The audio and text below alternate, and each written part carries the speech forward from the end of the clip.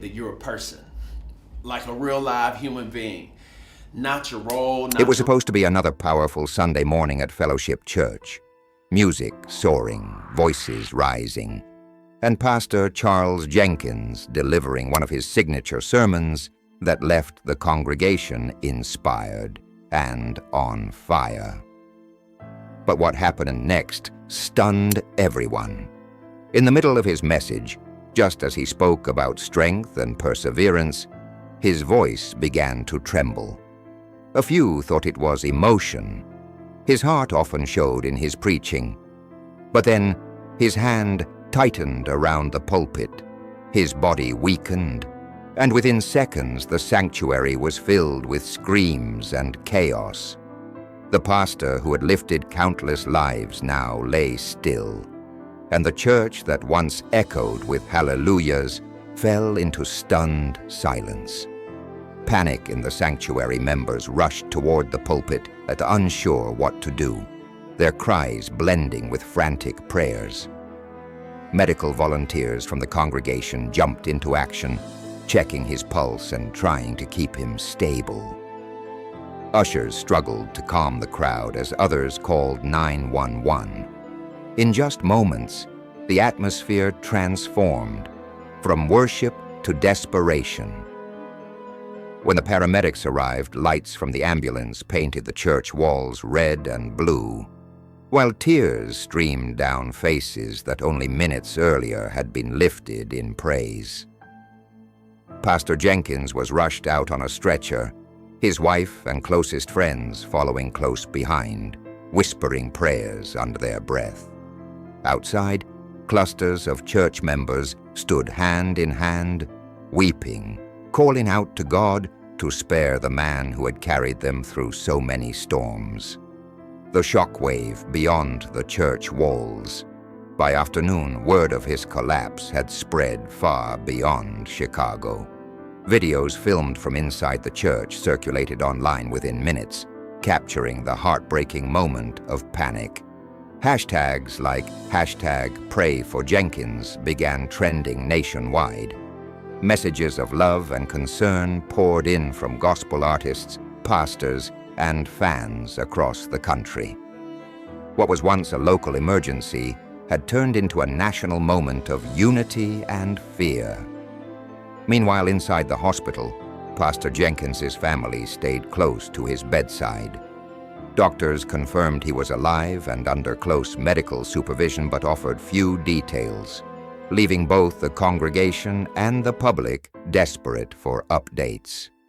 His wife, described by witnesses as calm yet heartbroken, asked for privacy while encouraging everyone to keep their faith strong. A church, searching for answers. With limited information coming from the hospital, speculation began to swirl. Some said it was exhaustion. Others whispered about stress or overwork. The silence only fueled rumors, turning confusion into controversy. Church leaders quickly released a short statement confirming that Pastor Jenkins was receiving treatment and that the congregation should focus on prayer, not gossip. But online, questions multiplied. How could such a strong, vibrant man suddenly fall? What toll had years of constant ministry taken on him? Those closest to Jenkins quietly acknowledged that he had been pushing himself hard, traveling non-stop, preaching multiple services, managing community outreach, and pursuing his music ministry, all while preparing for new church projects. The weight of leadership. As more details surfaced, a larger conversation began, one that reached beyond Fellowship Church. It was about the silent burden that many spiritual leaders carry. Pastors are expected to be strong for everyone else, to show no weakness, to always have the right words for others, even when their own spirits are tired. In private, some friends revealed that Jenkins had recently been urged to take a break, but he brushed it off, insisting his congregation needed him. He didn't want to disappoint anyone. One church elder said quietly. He believed that serving God meant giving everything you have, sometimes even when you have nothing left to give. That belief, though noble, had pushed him beyond his limits. A community in prayer. Outside the hospital, hundreds gathered through the night, candles glowing against the cool Chicago air. Families sang softly. Some knelt in prayer circles. Others simply stood still, whispering his name. Gospel artists, including Kirk Franklin and T.D. Jakes, joined online vigils, urging believers across the nation to pray for healing. The outpouring of love was overwhelming, a living testament to the impact Pastor Jenkins had made over decades of ministry. He's not just our pastor, one woman said tearfully. He's our family. Every flicker of candlelight outside the hospital represented faith that refused to die, even as uncertainty loomed. The conversations no one expected. While faith united people, the tragedy also opened difficult conversations. Was this collapse a warning to churches everywhere? Could it be time to reevaluate how much pressure is placed on leaders? Across social media, believers discussed the need for rest, balance, and community support. Some criticized megachurch culture for glorifying overwork and perfection, while others defended Jenkins's dedication as the mark of true service.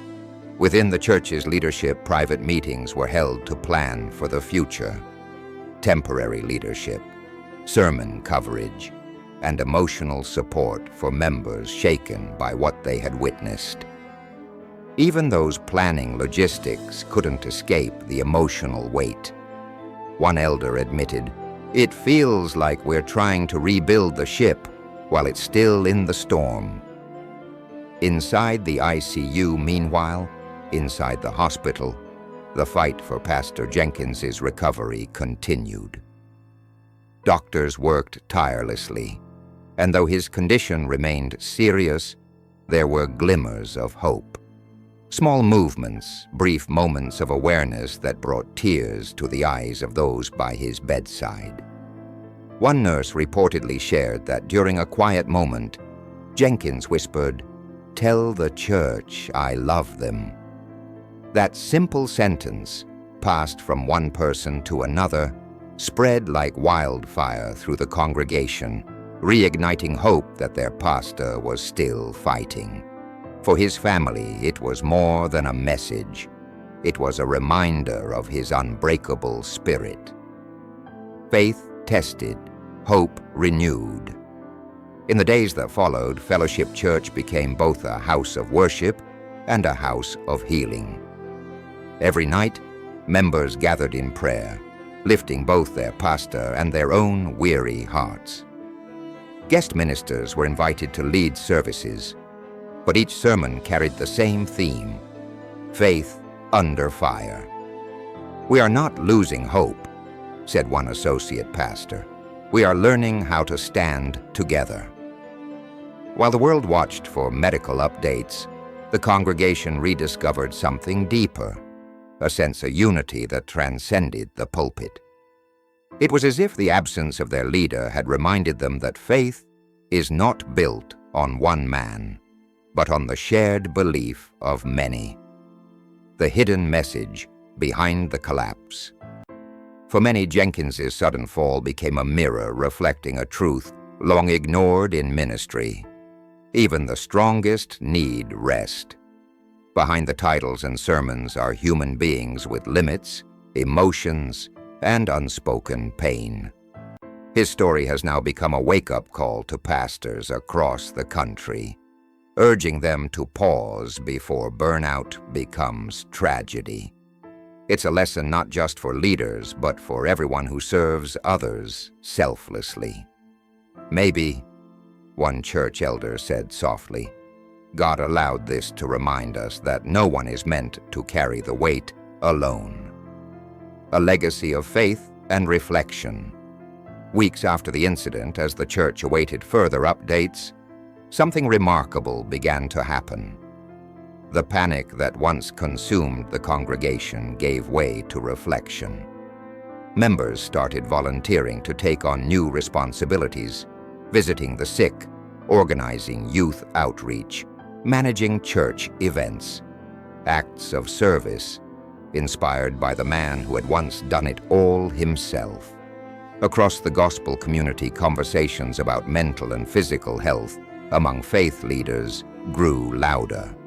The story of Pastor Jenkins wasn't just a tragedy anymore. It was a movement of awareness, compassion, and renewal. The road to recovery. Though his recovery remains private, sources close to the family say Jenkins is making gradual progress, resting and responding to treatment. Doctors have advised an extended break from public ministry, and the church has vowed to protect his healing time. In the meantime, guest pastors continue to fill the pulpit, but members say nothing feels quite the same. When Pastor Jenkins walks through those doors again, one choir member said, "It'll be the loudest amen this church has ever heard." Until that day comes, they wait, holding faith in one hand and patience in the other. The bigger picture. Pastor Charles Jenkins's collapse became more than a headline. It became a moment of collective awakening. It forced an entire community to confront uncomfortable truths about the costs of leadership, the weight of expectation, and the importance of rest. It turned sorrow into introspection and fear into unity. And perhaps most importantly, it reminded everyone, believers and skeptics alike, that behind every voice that uplifts others is a heart that needs care too. Conclusion. A new chapter of grace. Destiny took an unexpected turn that Sunday morning, but from that moment of pain grew a renewed understanding of grace. The story of Pastor Jenkins is no longer just about what happened inside one church. It's about what it revealed to millions watching around the world.